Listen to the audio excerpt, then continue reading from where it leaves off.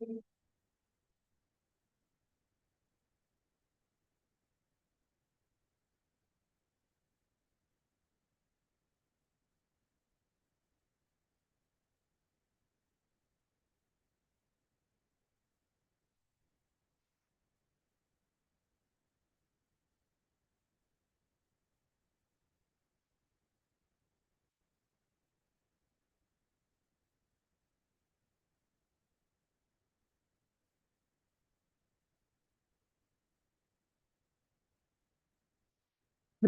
uh,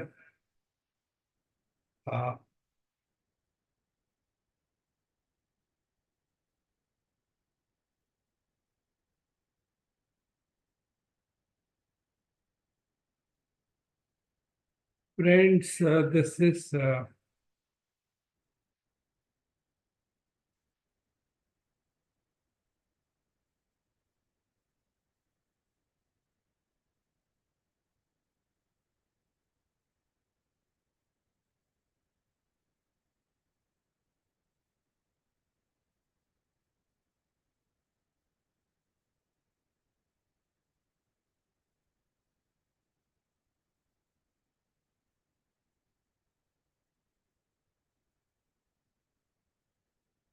okay.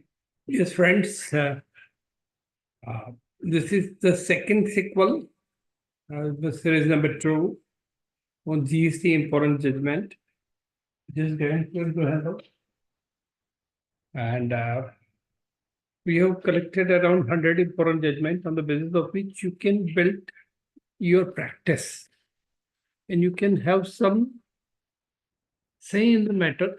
Sometimes simply writing a letter, sometimes writing an email, sometimes chasing the matter.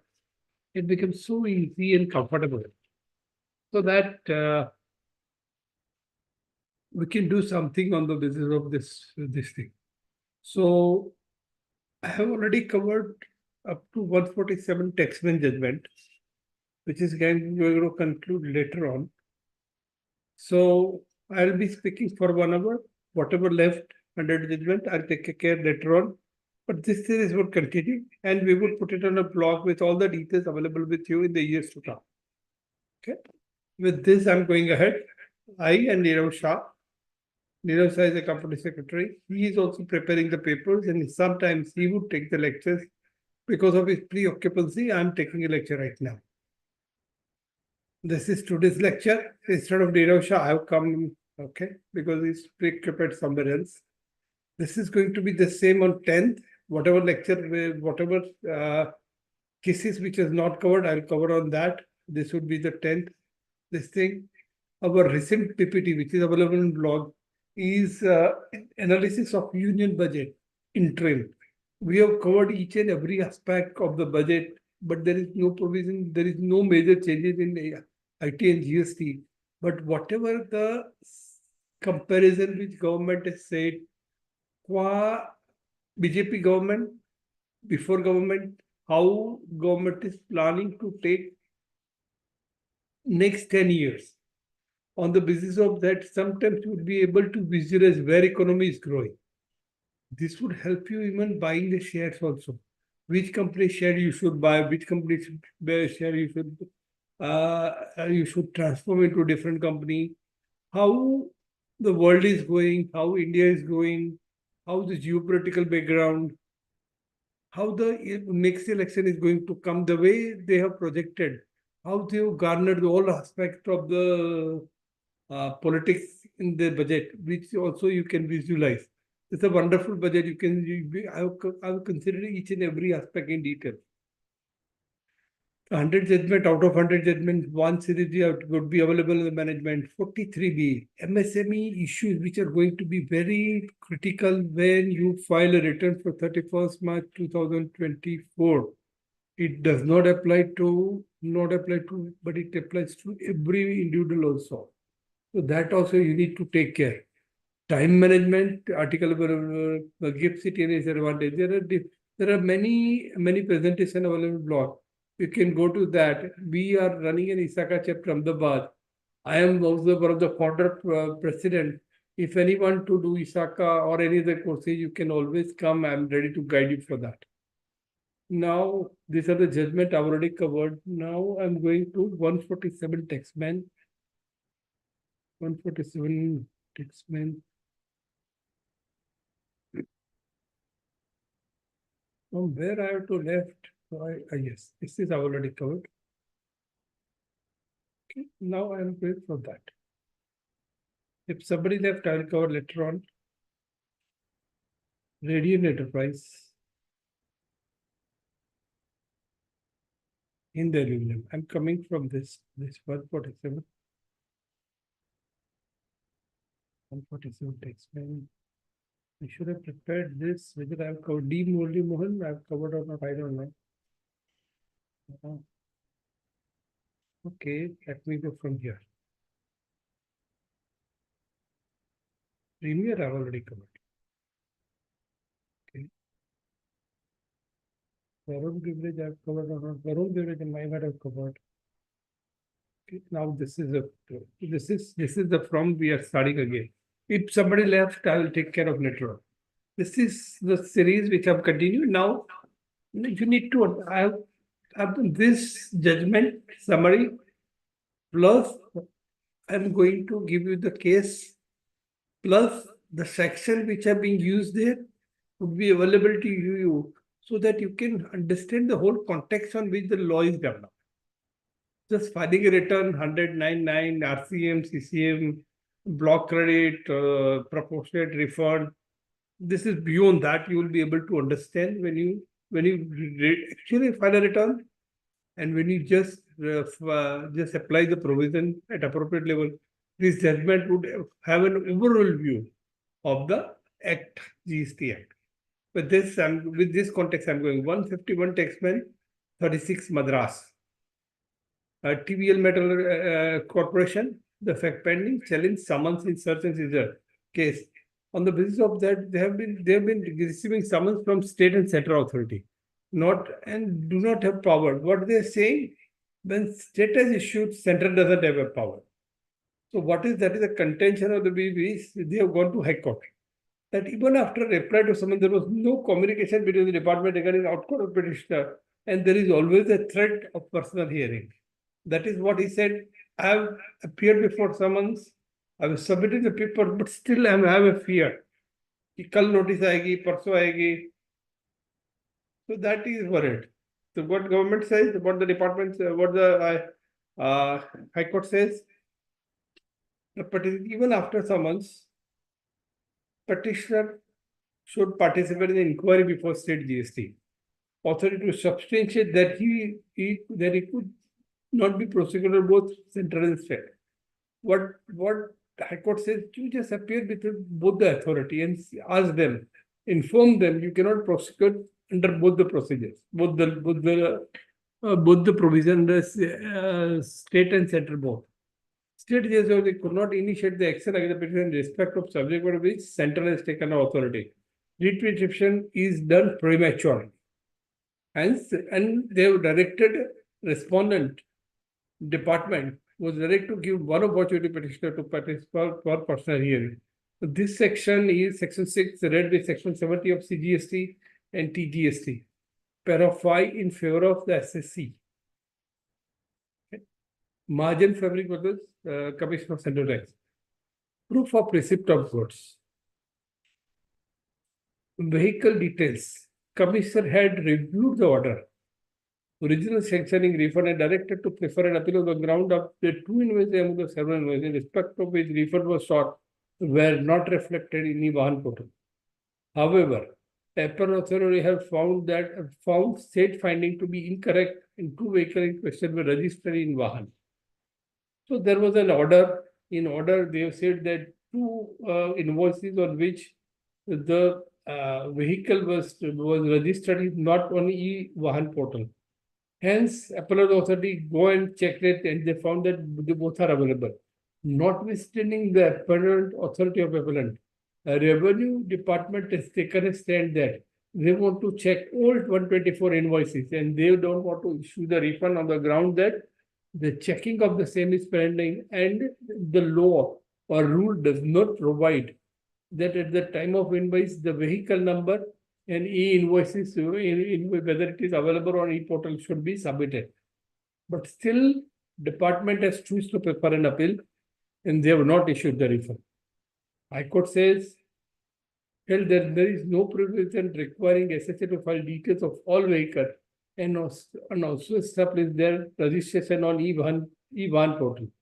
Petition disclosed exaggerated in the return required for claiming refund and thus condition prescribed under section 16 is satisfied. Thus, the review order to be filed against the order of authority itself was founded on erroneous finding. Appellate authority did not find any flaw in details furnished by the petitioner. Having accepted the details of invoices, appellate was required to reject the revenues outrightly, impugn order. But our authority did not reject the order. But as they say that they are preferring an appeal, the refund should not be protected. This judgment is next page. Okay. This refers section 50, section 54, 16, 17 of CGST Act. Delhi, we don't consider Rule 89 of CGST needs to be read. When you go to law, any act, rules, notification, judgment comes last. When you follow the law, what law says? The refund is you did not prefer his preferred authority was required to reject the, but he has not rejected. He has accepted. The impact order of appellate was set aside. Why set aside? Because everything details which he was asking has provided. Now you cannot ask them to, you cannot reject the order because whatever you ask for is been given, margin public. So let me explain you again for the purpose of clarity. Proof of receipt input ITC was reversed. ITC was not given. Why? There was a proof of receipt from vehicle details were submitted. Commissioner reviewed the order in appeal with sanctioning the refund, and director preferred an appeal on the ground that two investigations the appeal was filed. However, appellate found that said finding to be incorrect and two questions were registered, notwithstanding that appellate allowed the revenue scale. Why High Court has rejected the quashed the order of appellate authority? He has submitted what is supposed to file, and he has filed. Now, appellate authority cannot deny the refund which is supposed to get it by rejecting that. Clear?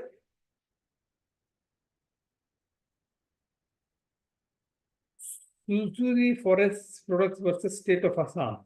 Vehicle cannot be detained due to lack of road permit. If the petitioner is in possession of e-way invoice and other required documents, road permit should not be insisted on releasing of vehicle. Vehicle was retained. Ground that there was no road permit was there.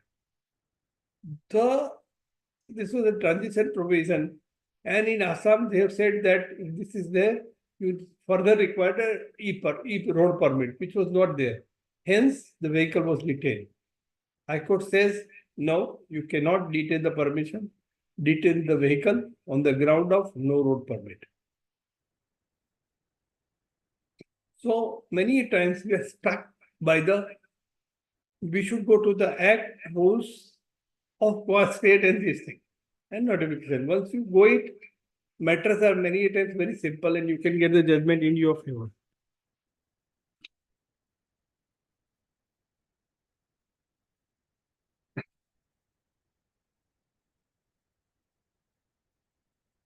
(148) Taxman 431. Radha Fragrance versus Union of India. Tax and penalty were rightly imposed when huge amount of pan masala and tobacco were transported grossly underwhelming without downloading the mandatory e-way bill. Tax and penalty were rightly imposed when huge amount of pan masala and tobacco were transported grossly underwhelming without downloading the mandatory bill. What they were doing, they were undervaluing the goods, okay, and the value of the goods by giving a hefty discount. 52% discount. Okay. So that the bill, e-way bill need not be generated because the value is there. What they were further doing, they were giving the three different bills. Okay. Now, in one of the bill, the GST number was provided, was not doing the business which is supposed to do. He was not in the business of this thing. He was a contractor, works contractor, and the name was there. This e-way bill was order. They were giving all the details on an invoice in order to avoid the receivable requirement. Hence, court says you cannot do that. Action of the state authority for detaining goods and imposing the penalty is proper. Now I am going into the facts. Tax and penalty were rightly imposed when huge amount of pan masala and tobacco were transported, grossly undervalued the goods without rounding the mandatory factory. Detention of goods and conveyance, even with an invoice. Undervaluation of 30 cartons of each pan masala were sent to two dealers, while 60 cartons of huge amount of pan masala and tobacco was transported, grossly undervalued without downloading the mandatory bill. In grave of technicality, no benefit could be given to a dealer who intentionally undervalues his goods to escape the eyes of law. Further, one of the consignee was not in the business of, but doing the business of works and contract. Thus, action of the law detaining the goods and imposing penalty need not be interfered. When you want to evade the law and you manipulate by giving discount and giving some wrong GST number who are not into the business, is likely to be punished. And the detention was proper. 157 text 433 Ambit Kaushik was the state of Haryana. This is the case you need to understand. Why sometimes there is a basic flow in the law which allow you to uh, go ahead very easily and effortlessly. This is a case in which the petition has filed an instant case against under section 439 of CRPC, a prayer to grant regular bail. There is a bail was under via 405 dated 24/10/2020. In day out, we are coming across the law by which uh,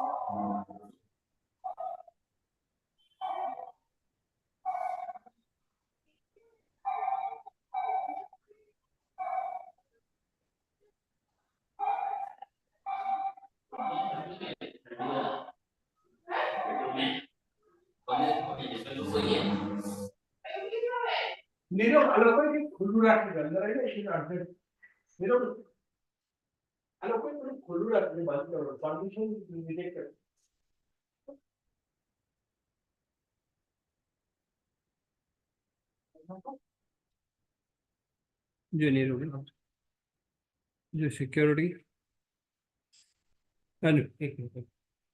video भी बंद करे video भी बंद करे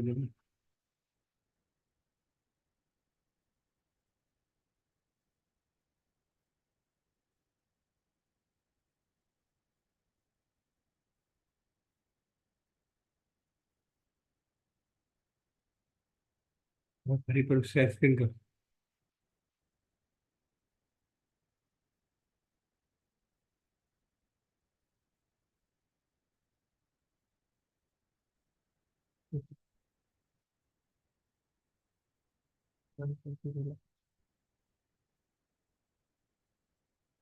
चालू है तो अच्छा नहीं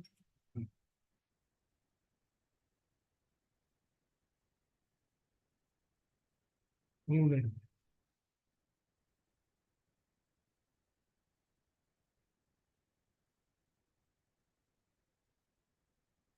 क्या है तो मैंने खबर नहीं sorry we are sorry for interruption for a while. We're back to our this thing. 1 minute. Where I was there, I don't know. Let me go back and check it out. Chotulal.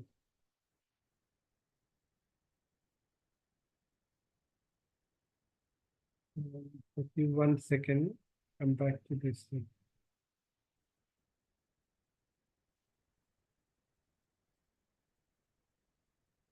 Yes, I will go back.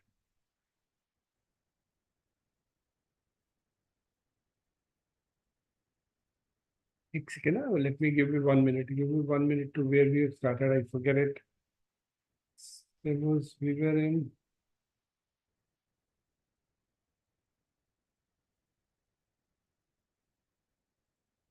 dim only was over. Premier Auto was over. Varun Building was over. Varun Building was over. Key Metal was over. Margin Fabrics was over. Rajiv Fragrance. Mid coaching. We were in mid coaching. Okay. Oh, let us go back now. Okay. So day in, day out, when you go to this type of case, petition was filed, the instead 439 PCR. Sometimes this is a case by which you will be able to understand. Sometimes those who are in jail may not be in jail because if you read into section, and because of that you would have a lot of clarity.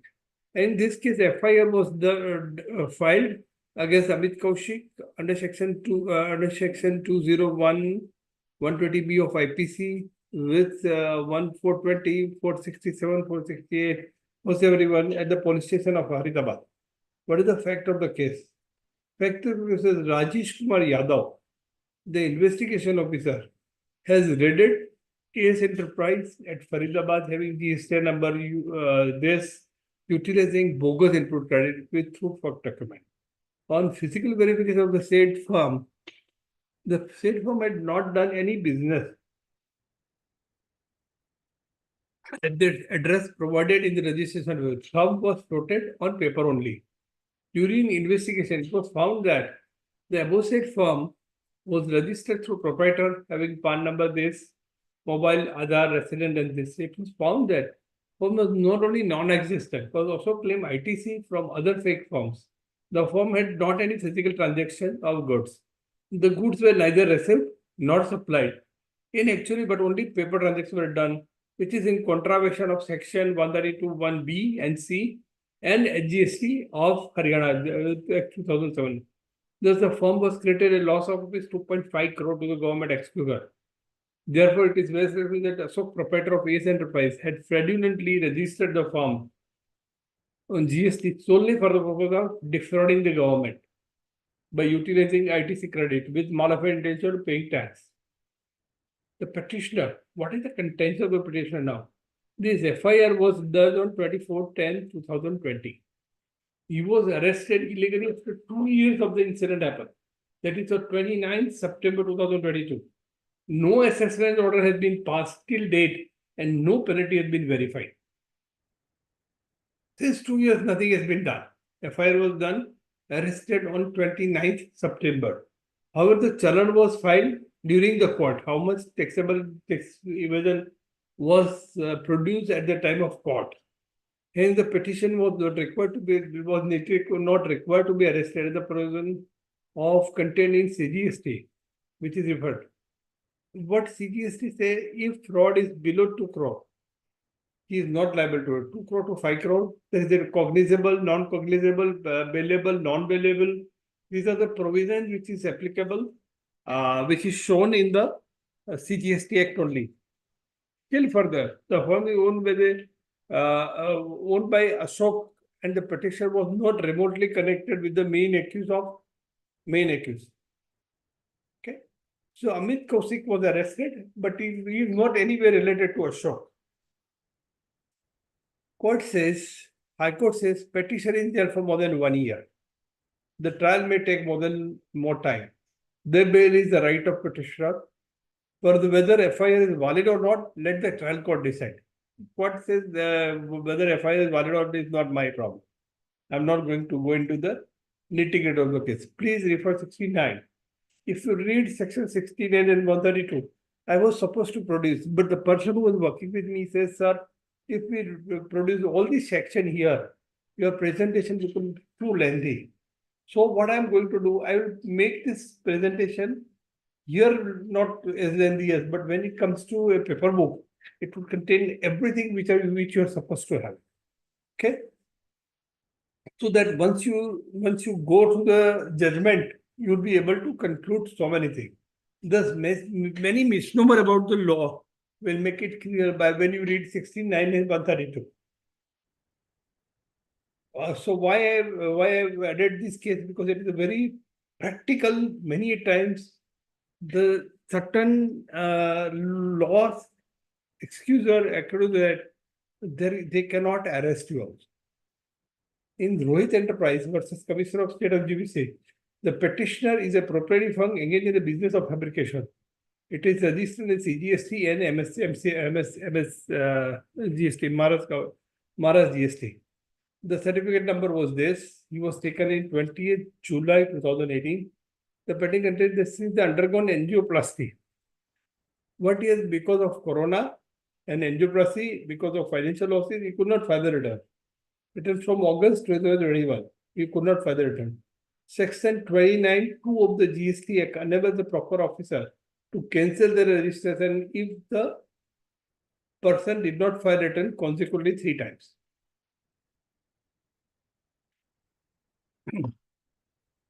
He has not filed the return since August, consequently 3 times. The state officer, Aurangabad, issued a SOCOS notice dated 20th February 2022, calling upon the petitioner to furnish his expression within a period of 7 working days. The notice stipulated that registration of the petitioner stood suspended. The petitioner replied by a SOCOS notice dated 3rd March, citing the reason for financial crisis. He requested the revocation of notice. However, the STO said on 43 March 2000, cancel the registration with effect from the date where he has not filed the return. The petitioner requested revocation of cancellation. In response, the state officer issued a SOCOS notice for rejection of the application. The petitioner was called upon to furnish the return reply within 7 days, supporting the document, bank statement, etc. The matter was taken up hearing on 25th April. Finally, the state officer rejected the revoke application by dated 17th May. So his registration is cancelled. The petition filed a first appeal. He goes to say appeal. Petition filed appeal in 107 of the MGS Act. It was registered an appeal dated this. The commission appeal rejected that on the ground of he has not filed an appeal within the prescribed time under 107, 1074. The matter he chose to go to High Court. High Court says petition is allowed. Further, he has given the ground why it should be allowed. The order, what is then? The order dated 20th February 20, suspending GST, order cancelling GST was passed by the GST, and the order that the Deputy Commissioner are quashed and set aside. Both the order is set aside. He hold and declared that registration in the name of petitioner is valid from 28th February 2022 onwards, subject to the condition. He said, okay, his registration is valid right now. Only certain condition he has to fulfill, like he has to file the return, deposit entire pending dues, including interest, penalty, late fees, as per Rule 23(1) MS3. The rule is made absolute in this term. Okay. He said, allow the what further? What is the conclusion? Why is not a what is the stand taken by High Court? Since it is merely a matter of cancellation or registration, question of limitation should not bother us.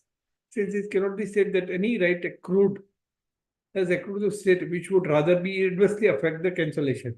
But I said any cancellation, there cannot be a time limit. He can apply any time.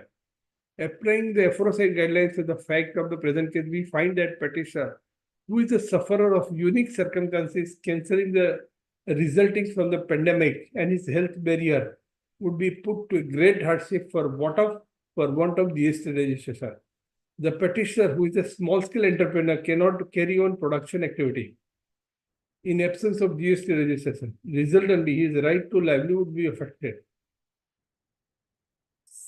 What law says? If you don't allow this thing, how he can live GST? He need to live. For that, GST registration is required. Cancellation doesn't affect any revenue to the government. Since the statutory appeal suffered a dismissal of technical ground, we cannot allow situation to continue. We find, in fact, the circumstances of this case, it would be appropriate exercise to our jurisdiction. Court has a jurisdiction under Article 226 to take certain matter. There are 4 provisions under Article 6, which they can take the case, they take a course on their own. The constitutional right of the High Court. Even looking to the object of the provision or objective of the provision of GST, it is not in the interest of the government to curtail the right of entrepreneur like petitioner. The petitioner must be allowed to continue the business and to continue to contribute to the state's revenue. So what is the law says? What is the conclusion of this thing? Article 226 permit even for the pace of cancellation is the right, the revocation of a cancellation is the right, but he has to pay the interest penalty and due whatever is there. And nobody would affect that because it's a question of livelihood of a person. This 147 text man from 505. Now I'm into section judgment of 147 text man 535 of SK Pharma. GST number was applied under composition of March 20, he got an export order. What has happened? He was under composition scheme. In March, he got an export order. Once you have an export order or your limit expired, your composition scheme would expire. And once it is expired, you have to apply to the GST authority within 7 days. 8/4/2000, he applied for retrospective cancellation while filing the return for the month of March. When he was used to go for filing return of the month of March, he asked for the cancellation from the month of, like there is a 7-day application, but he applied little bit late. On 12th May 2000, SEC raised a grievance with GST help desk for filing return. On 6/6/2000, June, he received a request for retrospective compensation is not possible on portal. What says portal does not allow retrospective composition scheme to be cancelled. On 16 June, SSC applied for jurisdiction of withdrawal of composition scheme and allowing the return on the March 22. AO issued a notice 27. AO cited technical impossibility. Okay. And cancellation for allowing retrospective cancellation. The SSC filed a petition with the High Court for remedial action for cancellation of composition with retrospective. For your kind producer, Rule 6 of the CGST has been produced. The option exercised by registered person to pay tax under Section 10 shall remain valid so long as he satisfies the condition of the same section. His condition means he is issued the bill quoting the GST number. In this case, he is going under LUT. So his condition under Section 10(1) is expired. The person referred to subrule 1 shall be liable to pay tax under subsection 1 of the section to the form the day he ceases to satisfy the condition of Section 10 or previously this chapter, and shall issue a tax invoice for every taxable supply made thereafter. He shall be liable to file also. He shall also liable to file intimation of withdrawal scheme in form GST CMP4 within 7 days from the date of occurrence of event.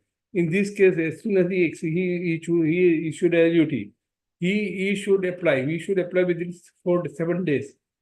But he applied little bit late. Taxpayer cannot be denied cancellation for registration under the composition with retrospective effect, merely on the ground that portal does not have the provision. Department should fix the glitches. It cannot be glitch. There is a provision that these provisions are kept to block certain facility. So that, but now this can be removed so easily. It's a program. It's a facility. Department should fix the glitches in GST and allow such cancellation. Section, what are they saying? Section 12, Rule 6, if you go into it, it would make clear what is the provision, which I already discussed. So GST is comparatively very easy once you got it. We are going into 148 Taxman 36, Sri Ganesh, Full Asset Training versus Superintendent Office of Commissioner.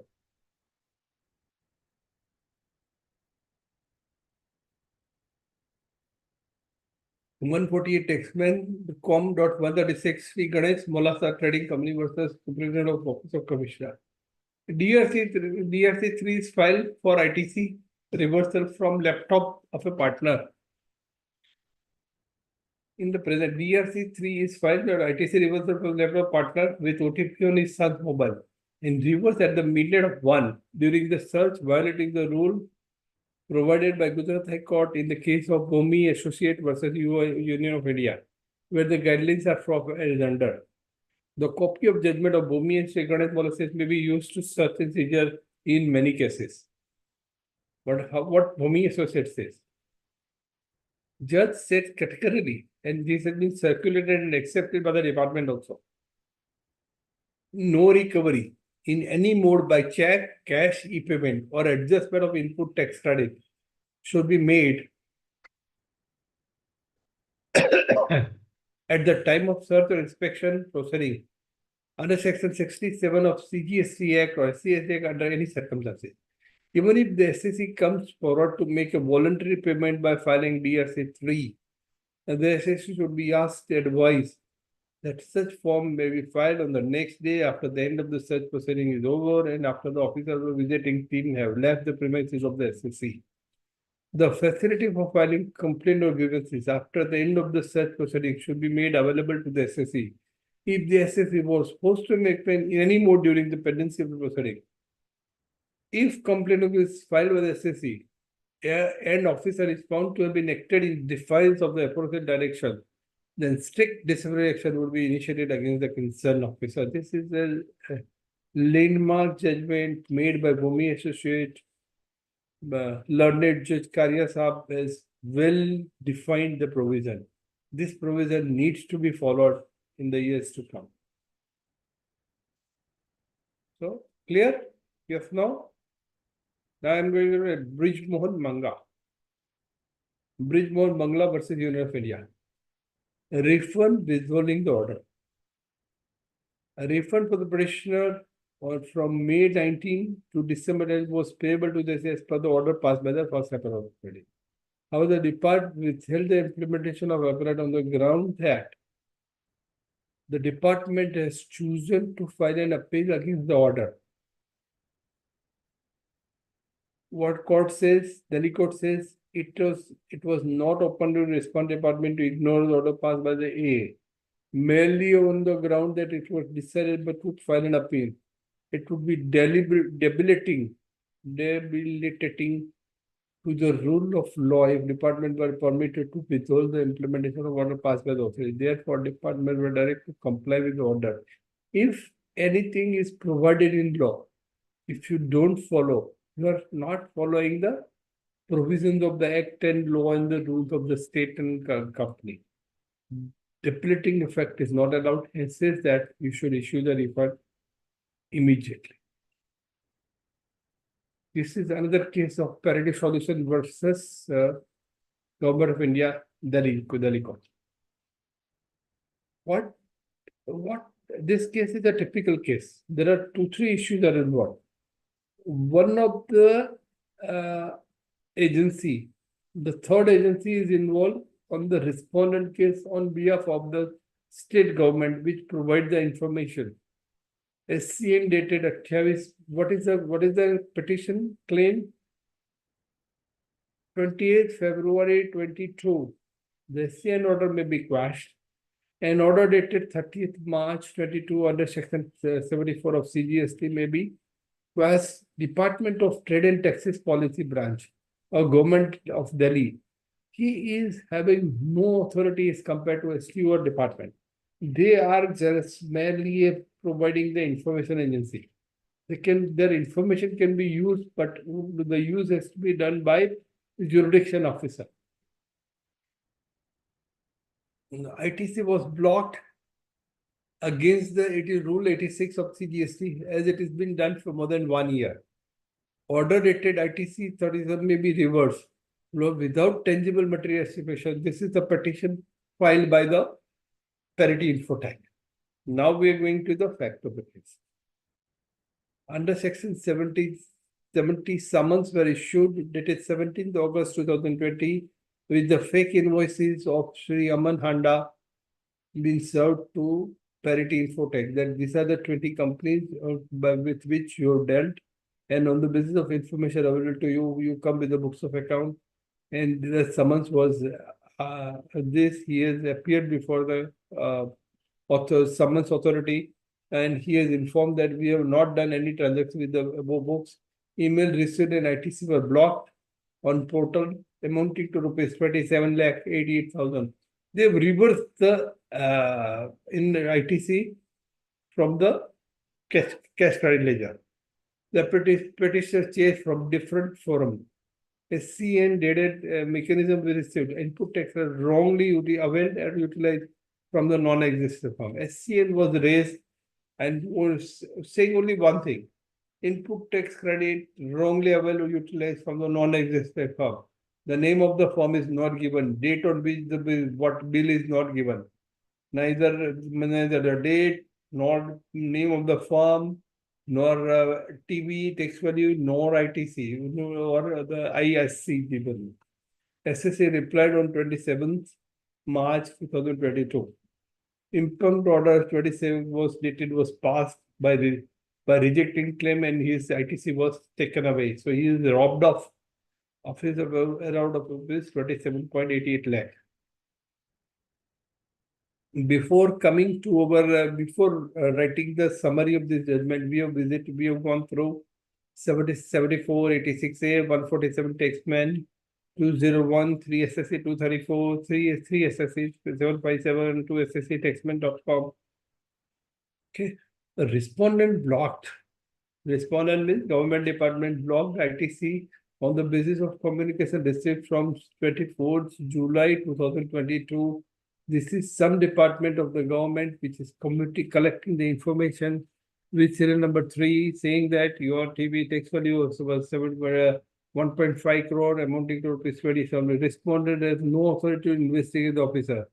Only jurisdiction officer has the power to this thing. ITC was blocked, but no information of facts was solely on the basis of instruction of the director. No tangible material, no violation. There is a violation of Rule 86A.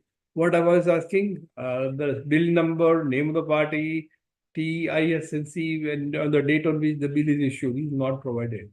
Respondent has mechanically reproduced section 74, and without any tangible evidence. SCN was issued, but SC was very vague.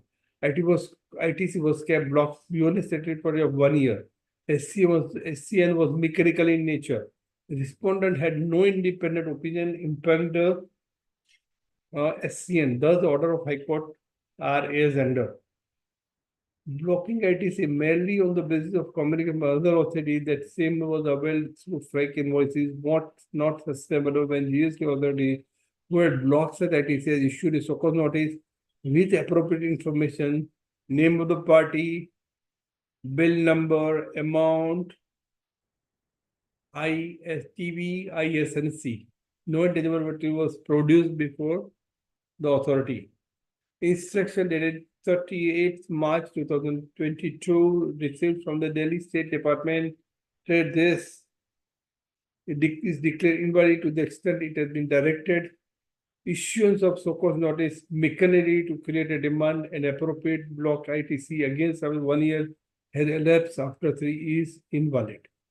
SCN is provided as per section 74 could be issued only if proposal has formed a prima facie evidence.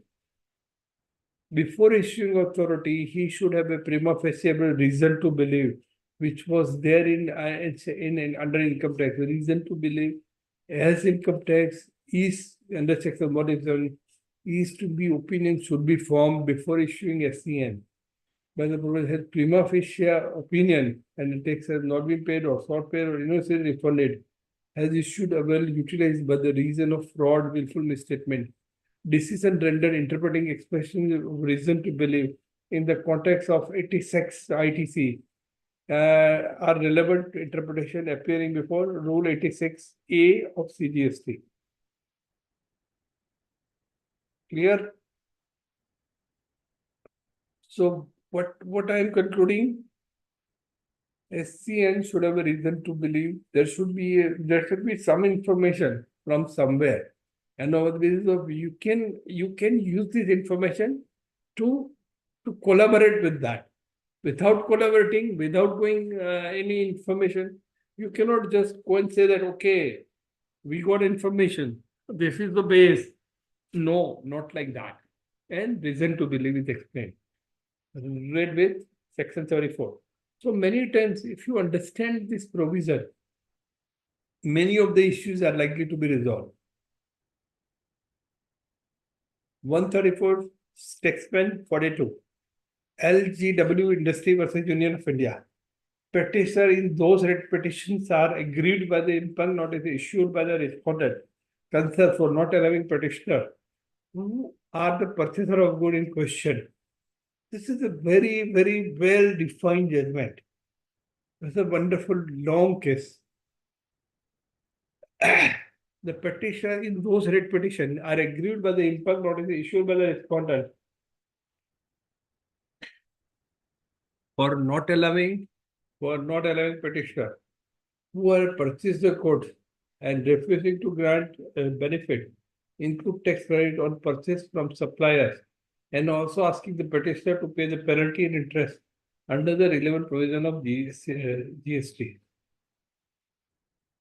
Petitioner have also challenged the constitutional validity of section 16(2)(c) of CGST, which according to me does not require consideration of this case, since it appears that the provision of the relevant record that refusal to grant benefit under section ITC to the person not on the ground of non-deposit of tax in the government by the record of supply which may be collected from the petitioner under section 16(2)(c).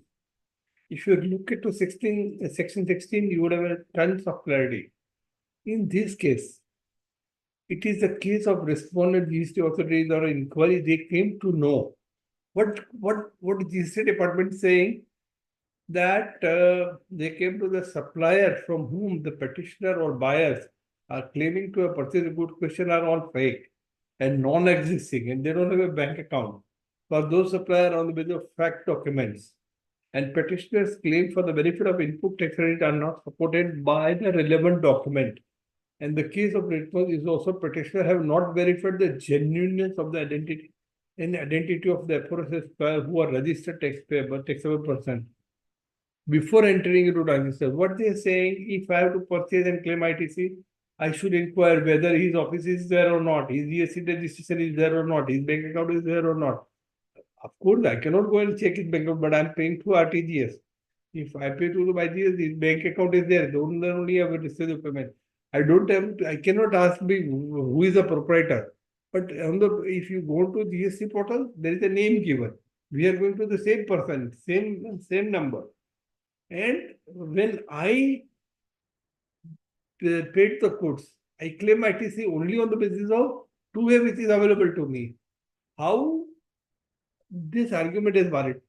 After I buy the good, after I receive the credit, and then his number is cancelled from retrospective, or when the department has visited after 2 years, he is not available, his address is not there.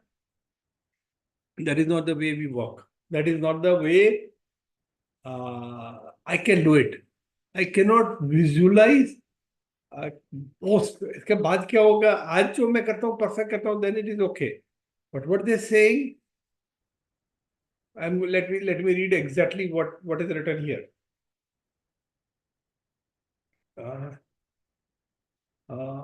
The question are all fake, non-existent by those suppliers. What government department by those suppliers on the basis of their fake document and petitioner claim the benefit of input credit are not supported by the relevant document. The case of the respondent is that the petitioner have not verified the genuine identity of the said supplier who are registered taxable person before entering into any transaction with those suppliers.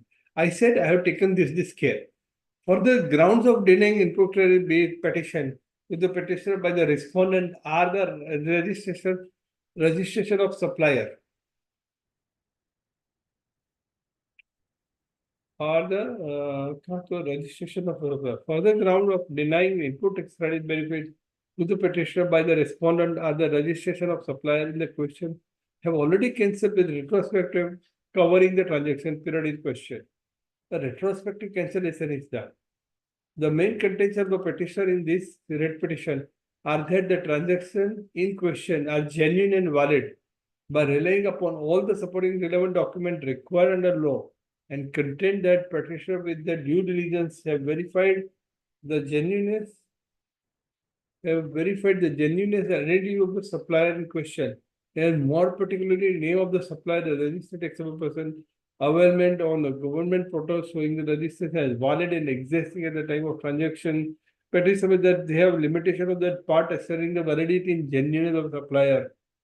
And they have done whatever possible in this regard. More so, why? When the name of the supplier registered taxable person were already available in the government record, and government portal and the relevant period of transaction could not be faltered if they appeared fake later on. When I did it, it was okay. After that, I can't do it. Petitioner further submitted that they have paid the amount of purchases in question as well as tax on the. I paid the money to the concerned person as well as tax. The same is not in cash or transaction, where through bank and petitioner are helpless if some point of time after the transaction or if this respondent concerned finds the inquiry that registered taxable person were fake and bogus, and the petition could not be challenged unless the department response established that the concrete material, that transaction in question, were the outcome of any collusion between the petitioner and purchaser and the supplier in question. So there should be some establishment of collusion between these two persons would only be allowable. Petitioner further submit that all the purchase in question invoices were available on GST portal form GST2A, which is a matter on record. Considering the facts as a record subject to further verification, cannot be said that there was any failure on the part of petitioner in compliance on any obligation required in the statute before entering into the transaction in question and for verification of the genuineness of the supplier.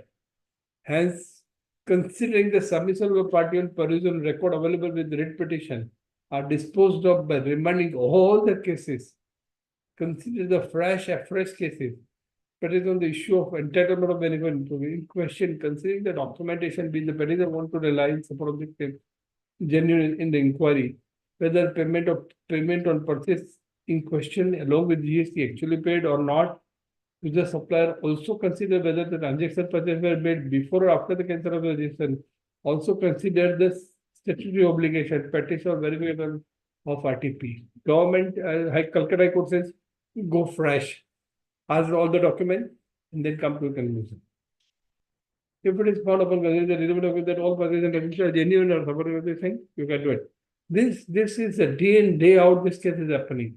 134 taxmen, com 42 Calcutta, LWG Industry Limited versus Union of India. This is wonderful and lengthy case. Let me finish this case. It's a wonderful and gives you tons and tons of clarity regarding the law. This is a case of ENY versus CGST in appeal. The petitioner is an ENY, is an Indian branch office of UK company. They filed a present appeal under the 15 March 22 for this order. Wasn't Coach office. They applied to adjudicate the adjudicatory authority as the tribunal is not formed. So they directly filed a case to High Court, Delhi High Court.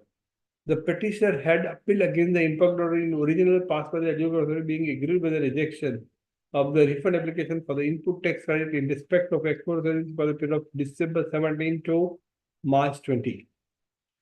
The AA has denied the said application for refund of IDC on the premise that the petitioner is an intermediary. So here there are two things: intermediary definition, place of service definition, and export of service definition. These three are the pillars of this judgment.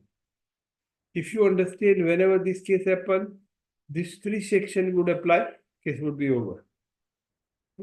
Now here I am not giving the judgment of the case. How you can build a case on your own, that is also explained here. The petitioner has statutory right to appeal the decision of AA before the GST under section 112 of the GST Act. However, the said remedy is allowable as the preferred appeal under tribunal. The petitioner is an Indian branch office in EY, UK. The petitioner established is in as a branch as per RBI. Prior to enactment of this was registered under the service tax regime with registered Central Excise Department as provisions for management and business tax consultant, red tax scheme operator, manpower recruitment, supply agency, and legal consultancy for the purpose.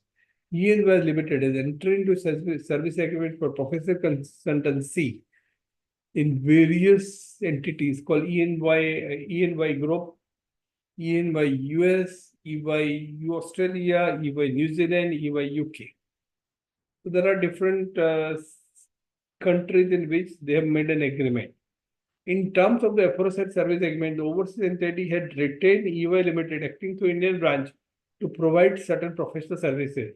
EY to EY UK USA this thing. There were different agreements which is available to this. What are the kind of agreement? What are the service they are provided? Is also I have polluted because this case you can use it at somewhere else also.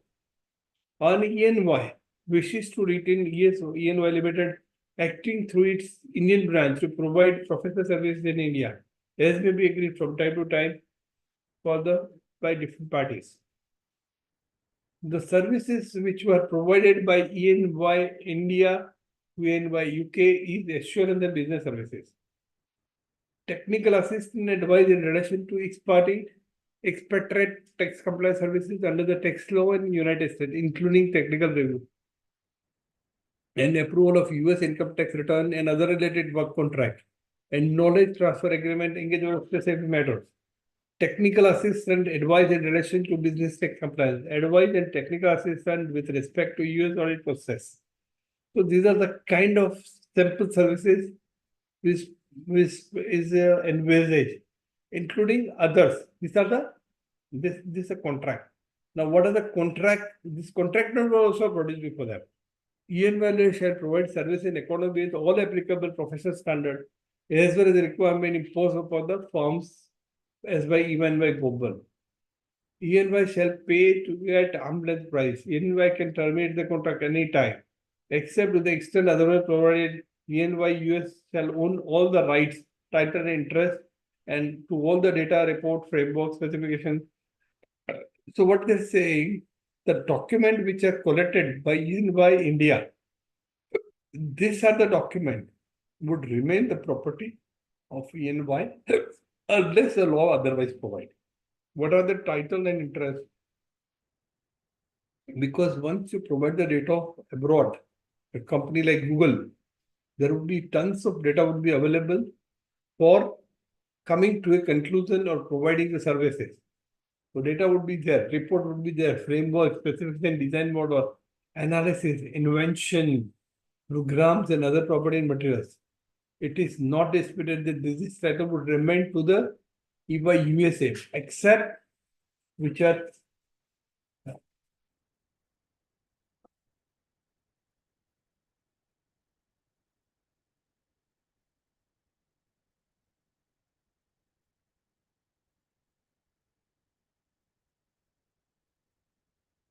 except to the extent otherwise required by applicable professional standard. EY US shall own all the rights, title and interest, and all the data, report, framework, specific design models.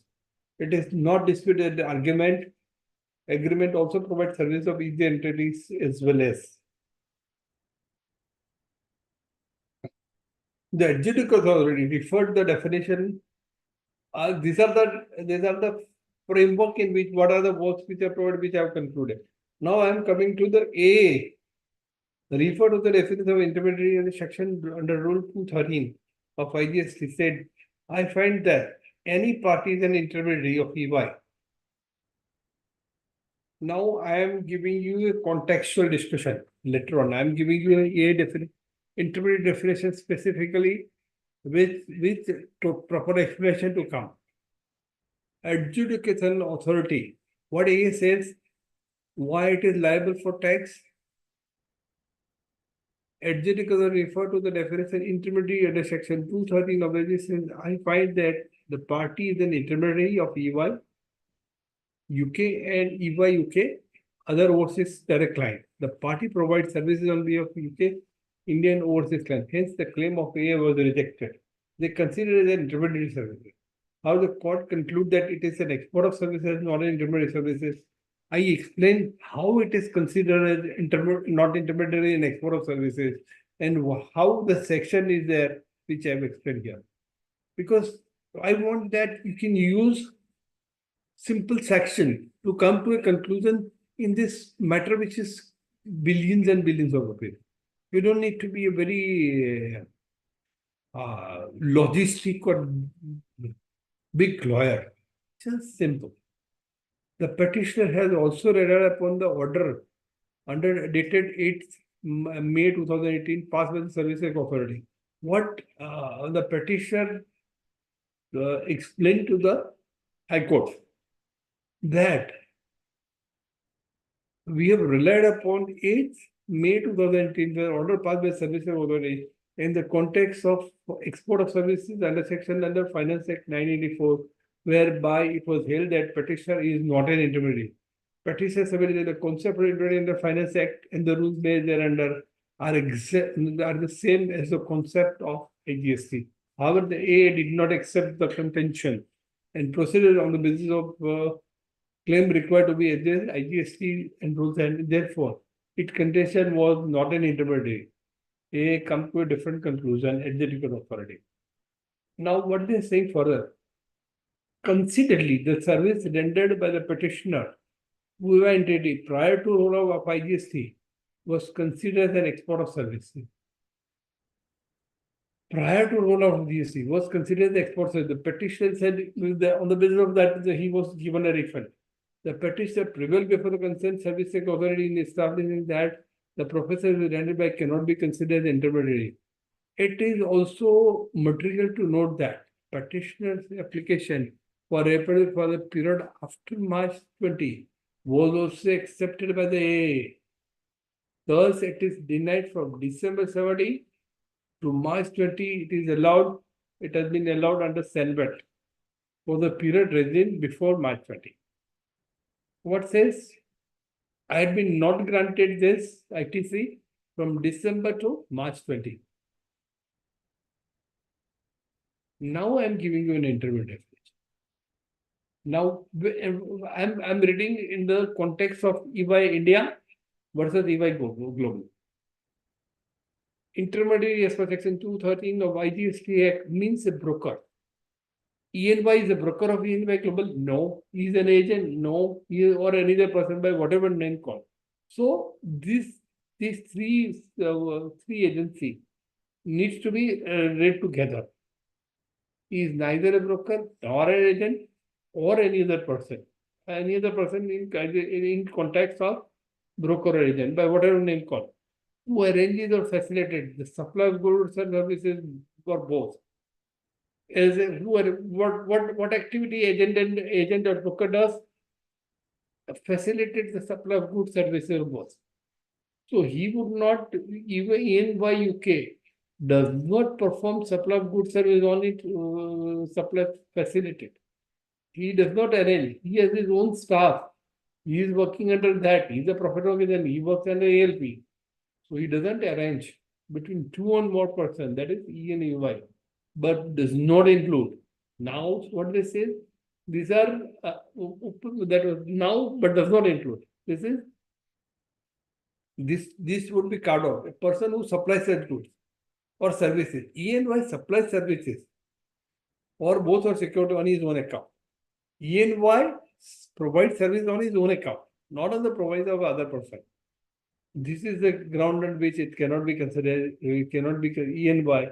It cannot be considered as an intermediary of EY Global. Now, a plain reading of the forest definitely make it simply clear that merely arrange the facility supply of goods. These are explained, so I am not going into this now. Thus, it is obvious that a person who supplies goods or services are not intermediary. The service that provided by the intermediary only related to arranging the facility supply of goods and services from the supply. In the present case, there is no dispute that a petitioner does not arrange or facilitate the services to EY entities third party. It renders the services. The petitioner has not arranged the state supplied from any third party. Thus, EY and EY is not an intermediary. The same arrangement from EY Global to this thing. Now, I'm going into export services, then I go to another section. Is it liable under EY export service? The supplier of service is located in India. Yes. The recipient of service is located outside EGK services. Yes. The place of service outside India. Yes.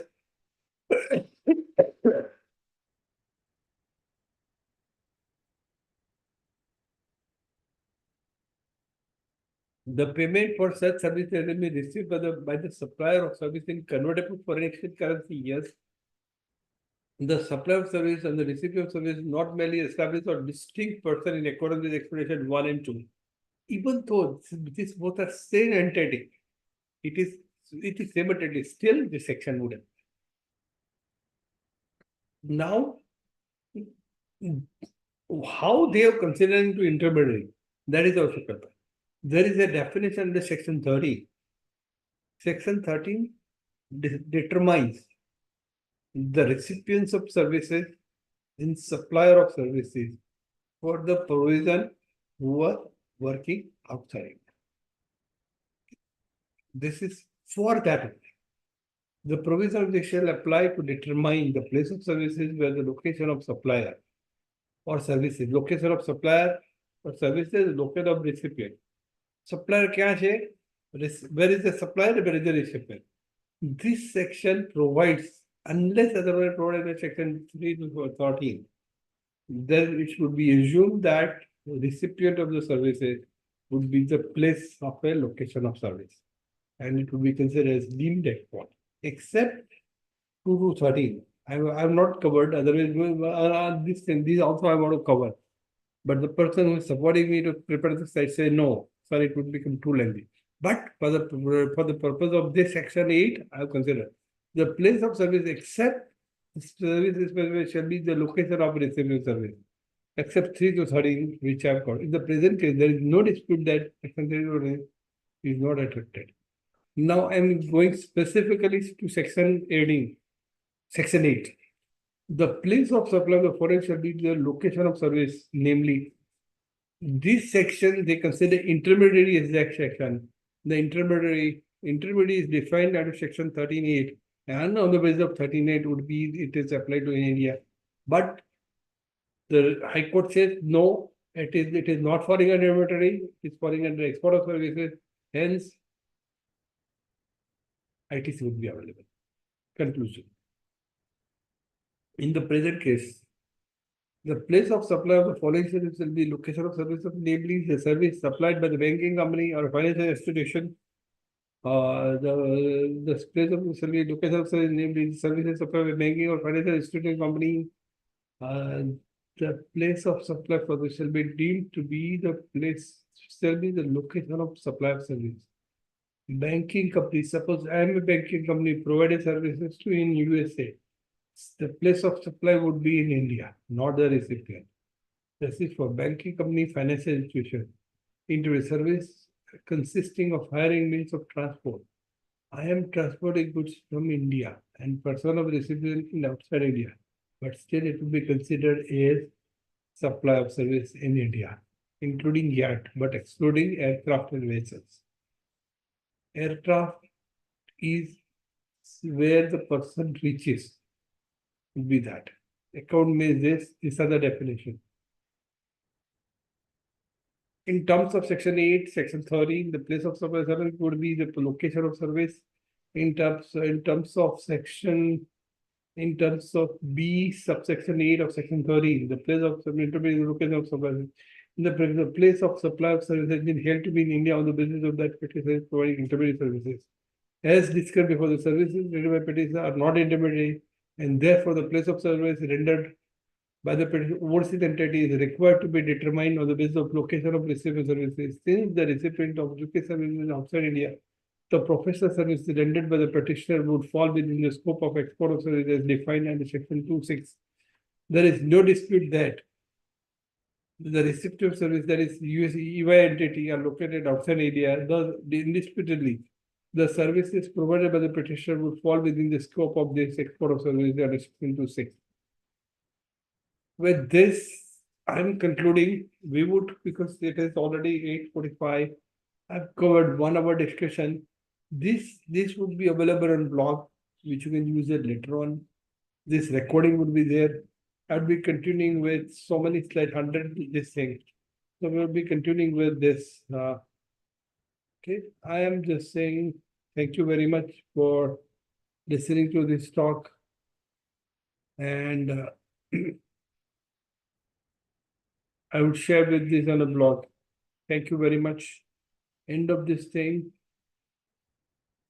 We would again meet on 10th, same place.